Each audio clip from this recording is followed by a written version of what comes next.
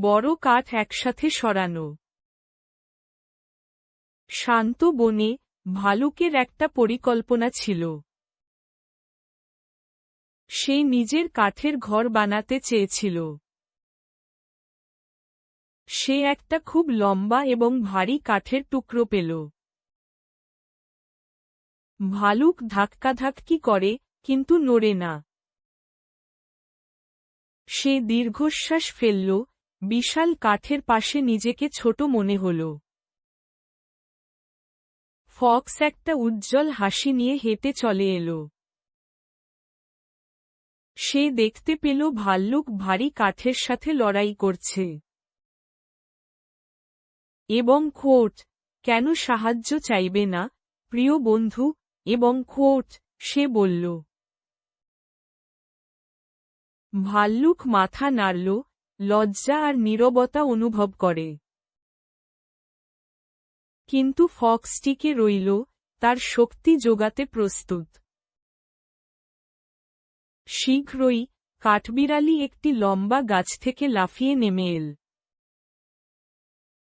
সে বাদাম বহন করে, কিন্তু ভালুক দেখে থেমে গেল। এবং খোট, তোমার কি সাহায্যের দরকার, বড় বন্ধু? এবং খোট, কাঠবিড়ালি জিজ্ঞেস করল।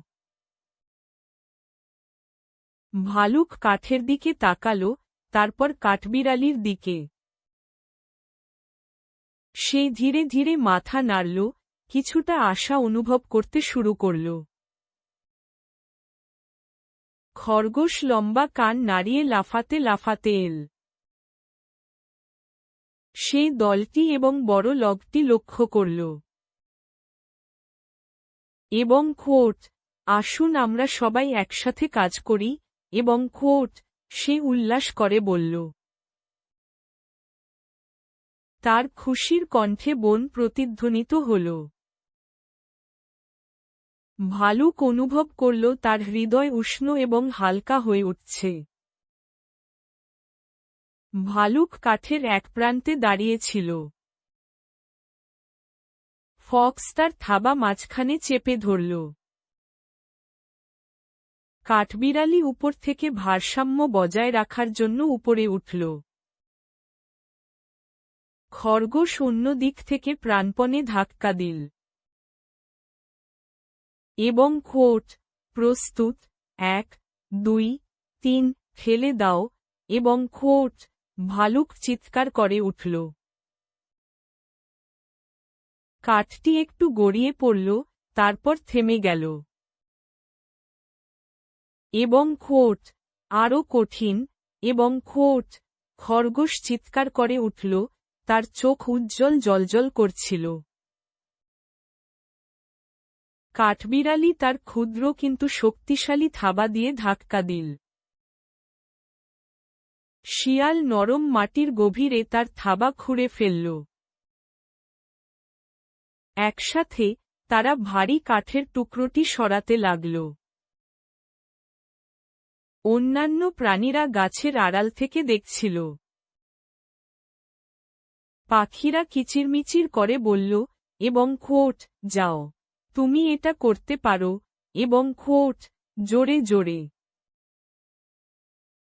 হরিণ এবং হেজহগ তাদের খুর এবং থাবা দিয়ে হাততালি দিল। আনন্দ আর আশায় জঙ্গলটা যেন প্রাণবন্ত মনে হচ্ছিল। ভালুক এবং তার বন্ধুরা আরও সাহসের সাথে এগিয়ে গেল। অবশেষে কাঠটি নির্মাণস্থলে পৌঁছে গেল। সবাই হেসে উঠল, ক্লান্ত কিন্তু ভেতরে ভেতরে খুব খুশি।